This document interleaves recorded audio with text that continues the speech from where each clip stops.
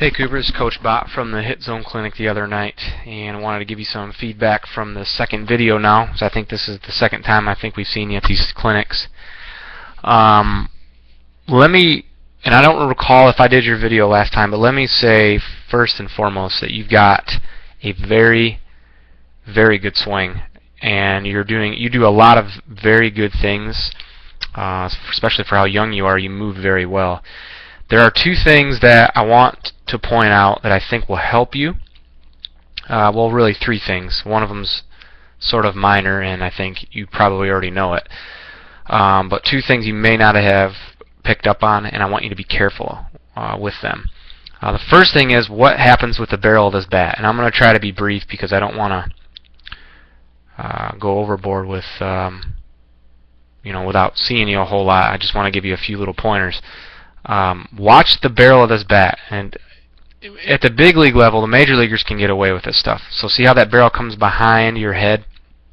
And normally, I wouldn't be all that concerned. But for how young you are, and just a young kid, so you have a lot of growing to do, and I don't want to see you get in a habit to where this, and I may have came by and talked to you about this. I know I talked to somebody about it, but I don't want you to get in a habit of this knob of the bat being at the umpire's face. So the umpire should be back in here somewhere where that arrow's at.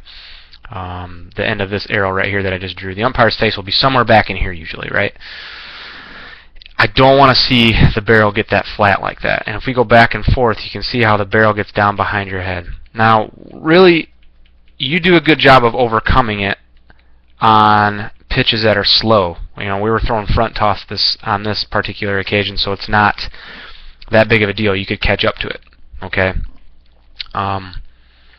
But what I'd rather see the barrel of the bat actually come towards the camera a little bit. I know that sounds a little strange, but most coaches, when they teach a load, they teach, I'm sure you've heard the term load, they teach the hands that come back. And honestly, I have a tough time. Of all the video that I watch of major league hitters, I don't see any of them doing that.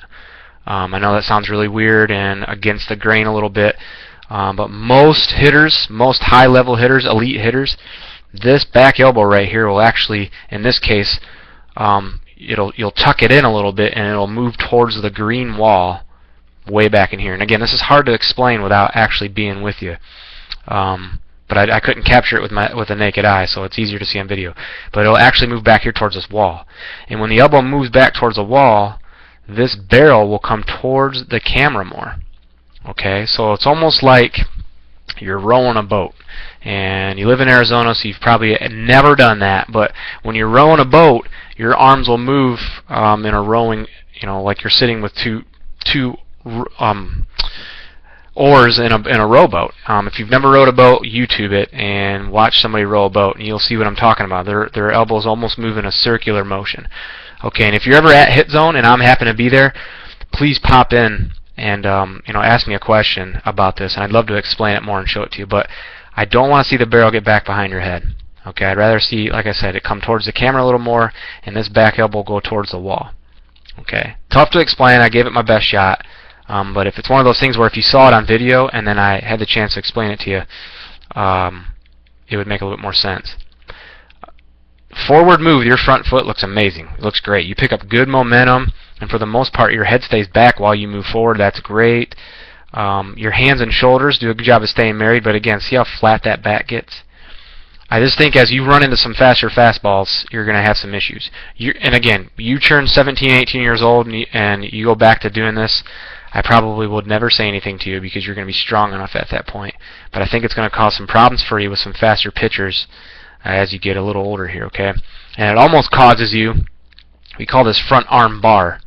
When it gets real straight like this, because your bat gets so flat behind your head, your arm almost gets straight and bars a little bit. And again, you make up for it because you're athletic and you got a good turn. Okay? So that's the first thing I wanted to talk about. The other thing, this turn, this concept of a turn. You do a great job turning.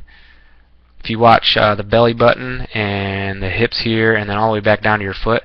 But what I want to see you do, and this is going to be tough for you to feel it, and there's you at landing. Okay, but watch as you start to land. So your foot's down there. What do you think is turning first? And I just want to ask you that question. Okay, you are definitely activating your hip turn with your knee and your foot. Okay, so it's hard to see, but trust me, I've watched a lot of video and I can pick it out when I see it. This knee is what's starting it, and it might not feel like it. It might not feel like it, but the reason why I know this is because if your belt buckle and belly button were initiating this, your foot would actually, that back foot would come forward and up off the ground a lot more than it is. And as you can see, it inches forward a little. And I think between these two frames, you see the back foot moving back and forth? It would move forward a lot more than that if you were initiating your turn or starting your turn with your belly button or belt buckle. Okay? As I keep going back and forth, it should move more, and it should actually come up off the ground.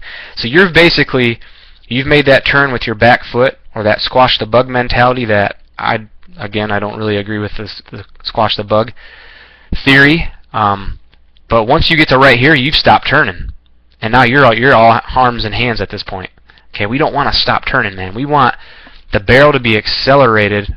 We want our barrel to move fast because we've turned fast. Okay, and again, I know these are little nuances in your swing that I think if you got a lot of practice with them, and make these little adjustments, it'd be that much better. Okay. So I know that's a lot. I know I threw a lot of at you, and those are kind of some technical things. Please, if you're ever at HitZone practicing, feel free to ask me. You might have to remind me. So again, I watch a lot of these videos. But just talk about back shoulder row, back elbow row, and belt buckle turn, and that'll remind me and it'll prompt me in my mind to talk about it. Okay. But other than that, man, great swing. Like these aren't really big things you got to change in your swing. These are very minor things, but we can make them, a lot better if you can just practice those little things. Okay. Let me know if you have questions, Cooper. It was nice to have you at the clinic, and thanks for stopping by. Take care.